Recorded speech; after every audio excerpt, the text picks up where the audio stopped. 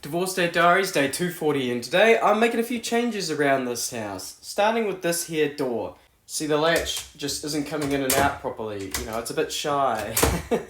Now, I have changed door handles before, but I don't, I'm not that experienced. I'm just going to take this faceplate off. God, that was a struggle. And I guess we'll go from there. Okay, so I've got the screws out, but the faceplate doesn't want to come off. I wonder if it's all connected.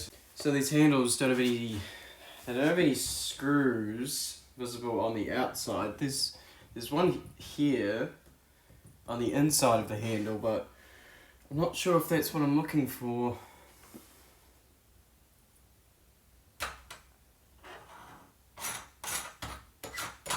Ah. Okay. There we are. So apparently I have the inability to talk and think at the same time, but but effectively the door handle has a faceplate that you could just unscrew. I took that off, it revealed 4 screws. All I got to do is take those screws out and then I can get the handle off. So I've got this one half off, but there's no obvious issue, so I guess I got to take the whole thing apart. So in case you've never seen a door handle at work before, it's a really simple concept. You've got one handle one side, one handle on the other side. There's a bar that goes through the center. This is your latch. The bar goes into the latch. Spin that back and forth. Whee! And you see it's just not working. This is meant to spring back, and it's not. So yeah, I guess it's just broken. That's a bit of a pain. I was hoping I'd open up and there'd be something obvious in there, but yeah. Guess I just got to inform the landlord that the door handle's broken. You can get new ones for pretty cheap, actually, but a homeowner will probably want matching handles. Maybe I'll just leave it for now because it wasn't working anyway, and I'll chat to the property manager. Next up is the rest of these doors. So these ones actually latch properly.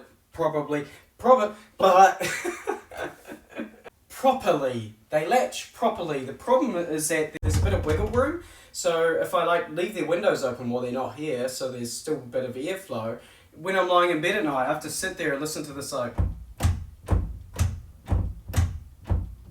boom, boom, boom, boom. Anyway, so there's this door, and this door. And that's actually why I bought that sealant stuff that you put around windows and doors and things. Hold on a minute. Come here, come have a look at this.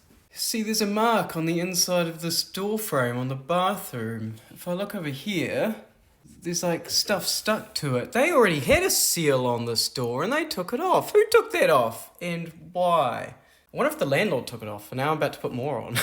But you're supposed to put it on this side and on this side. Oh, yes. Oh, look at that. Yeah, they definitely had one in here. Is it like that on the other doors?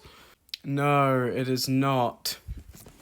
So apparently they just did that on the bathroom. I'm just going to put more on. I don't want to hear the doors attempting to be a drum loop every time I go to sleep at night. Or maybe not. I bought this brand Draft Boss. It comes with 2 of these foam seals.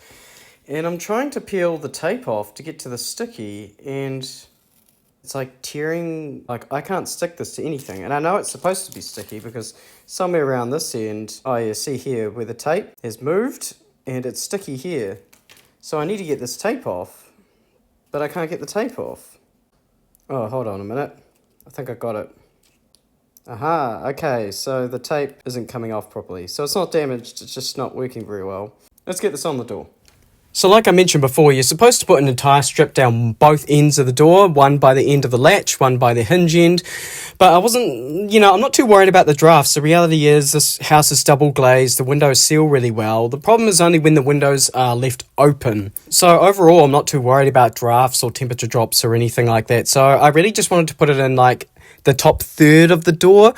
I figured if I used the whole strip, the door would be kind of hard to close, which is going to be an issue for my little ones. So just putting a little bit at the top will just give it less wiggle and hopefully prevent that banging back and forth when I leave the windows open. And my idea worked, and I saved a whole roll of seal. Door 1 is done, door 2 is done, and behind door 3, hopefully there's a car, but if not, it's done too.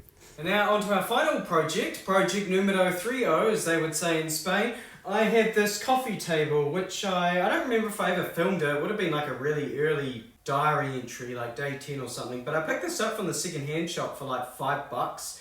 And it looks like someone's thrown it together from old pallet wood and just sort of nailed it together. And I actually really like this table, mainly because it has 2 layers to it. But it hasn't really survived the kids, the small ones, climbing all over it. And every time I go to lift it, the top comes off.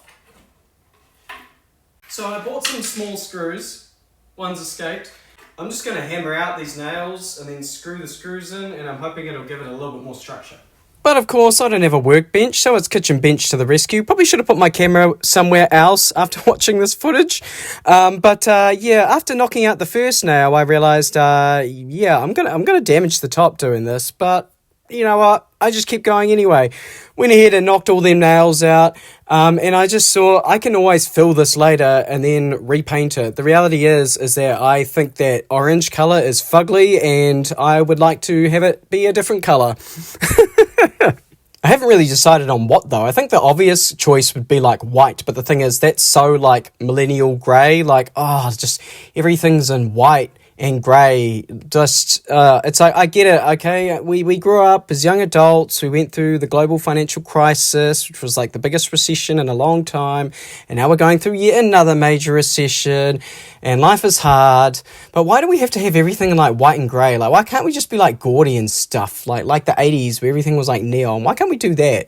So if I paint this table neon, I probably won't do that. I don't think I'd like that. But, I might paint it a different colour. Who knows? We'll see. We'll see how I'm feeling. Much better. And I will catch you on the flip side.